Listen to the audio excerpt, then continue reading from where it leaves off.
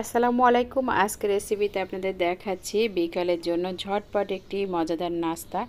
এমনকি আপনারা বাচ্চাদের টিফিনের জন্য এই নাস্তাটি তৈরি করে দিতে পারেন খুবই সহজে, আর খেতেও দুর্দান্ত মজার। তাহলে চলুন পুরো ভিডিওটি দেখে নিই।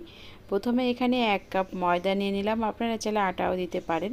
এখন আমি এর ভিতরে দিয়ে দিব স্বাদ মতো লবণ, আর সেই সাথে দিয়ে দিচ্ছি কিছু কালো জিরা। এখন আমি দিয়ে দিচ্ছি 2 টেবিল চামচের মতন সয়াবিন তেল। তেলটা দিয়ে ভালো করে ময়দার সাথে আমি মিশিয়ে নিচ্ছি। এত ভালো করে আমার মিশানো হয়ে গেছে। এখন আমি অল্প অল্প পানি দিয়ে একটি ডো তৈরি করে নিচ্ছি।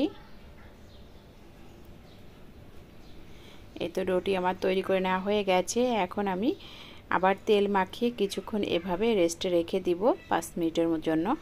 এখানে আগে থেকে একটি বড় সাইজের আলু আমি সেদ্ধ করে নিয়েছিলাম। এখন আমি একটি সবজির গ্রেটার দিয়ে এভাবে ম্যাশ করে নিচ্ছি। এই আলুর ভিতরে এখন আমি ধনিয়া পাতা কুচি, একটি পেঁয়াজ কুচি, কাঁচামরিচ কুচি, আর সে সাথে দিই 1/2 চা চামচ চিলি ফ্লেক্স। এখন দিয়ে দিলাম সামান্য একটু গরম মশলা গুঁড়া। এখন স্বাদ মতো লবণ দিয়ে দিলাম, সামান্য একটু সরিষার তেল দিয়ে এখন আলুটা হাত দিয়ে ভালো করে মাখিয়ে নিচ্ছি। এই তো আলুটা আমার মাখানো হয়ে গেছে। এখন আমি আগে থেকে যে ডোটা করে রেখেছিলাম এই ডোটি নিয়ে নিলাম, ভালো করে একটু মথে নিচ্ছি। এখান থেকে আমি ছোট ছোট করে লেচি কেটে নিচ্ছি। এখন উপরে ময়দা ছড়িয়ে দিয়ে তারপর আমি বেলে নিব ছোট একটি রুটি করে। এই তো রুটিটা আমার বেলে নেওয়া হয়ে গেছে। এখন এই যে আলুর পুরটা আমি ভিতরে দিয়ে দিলাম। এখন এভাবে ভাঁজ দিয়ে নিব, এভাবে উল্টে আবার ভাঁজ দিয়ে নিচ্ছি। এভাবেই আমি নাস্তাটি প্রত্যেকটা তৈরি করে নিব।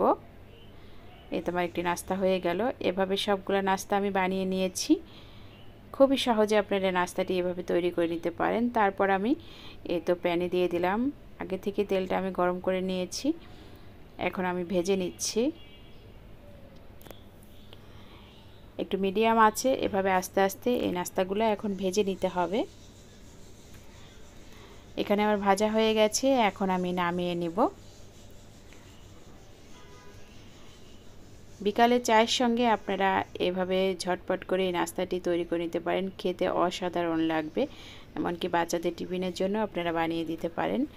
এই তো সব নাস্তাগুলো ভেজে আমি নামিয়ে নিয়েছি। এভাবে বানিয়ে আপনারা গরম গরম সসের সাথে লাগিয়ে খেতে পারেন, অসাধারণ লাগবে।